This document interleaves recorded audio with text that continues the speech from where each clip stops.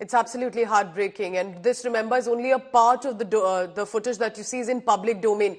A lot that the journalists deployed right now covering the Israel-Hamas war have seen much worse. That hasn't been put out for the public, probably will be released later if Israel wishes. Shiv Aroor joins me on that. Shiv, you managed to watch all of this raw, unedited footage of over 40 minutes. And, you know, from what you've given the disturbing account, whether it's of children or women, I cannot even imagine how those innocent people would have felt at that point. But so my question to you then would be, why do you think, Shiv, it's important for the world to know about these images and see these images? It may be very disturbing, very heartbreaking, but why is it important still? You know, no matter how much war reporting one does and how much conflict reporting one does, how much death and destruction one, watches in the flesh, being witness to something like this, even if it's on screen, is truly a numbing experience. And this was, visceral violence of the worst kind, because this was real.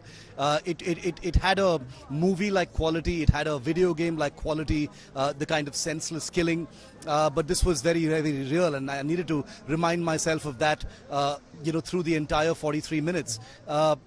This was body cam footage, this was CCTV footage, traffic cameras, mobile phones of victims and the terrorists. I think as far as public sentiment in Israel is concerned, there's a good reason why this footage hasn't been made public, even though the IDF did tell me that they plan to, put this footage out into the United Nations.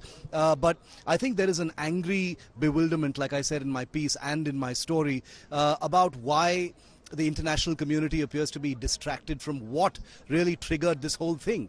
The hostage crisis, the massacre on October the 7th.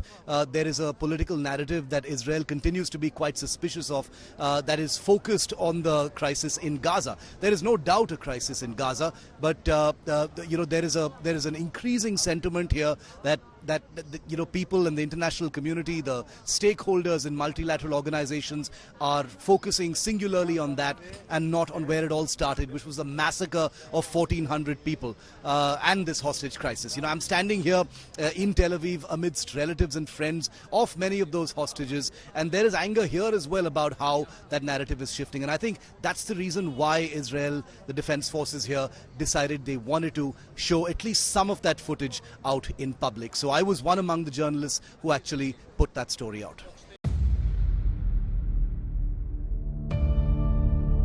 India's #1 political reporter defines what seems to be happening, vendetta politics. कोई दूध के से धुला हुआ नहीं है. Unmatched eye, unmatched experience. The world has changed.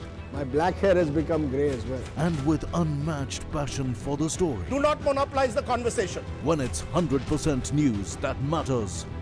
It's News Today with Rajdeep Sardesai. Monday to Friday, 9 p.m. Only on India Today TV.